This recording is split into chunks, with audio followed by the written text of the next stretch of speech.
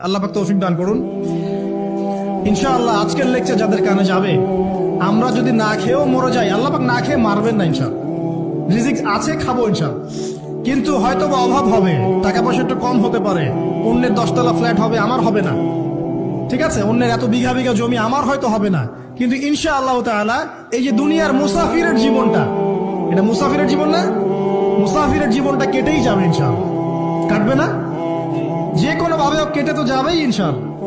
এই যে পরকালের জীবনটা একটা চেতনার শক্তি, জানেন, দুনিয়াতে যত বাধা বিপত্তি আসুক, গাল মন্দ খান, গিবত তহমত খান, কষ্ট হোক, নির্যাতন হোক, একটা বিষয় মনের মধ্যে শান্তি দেয়। কি শান্তি?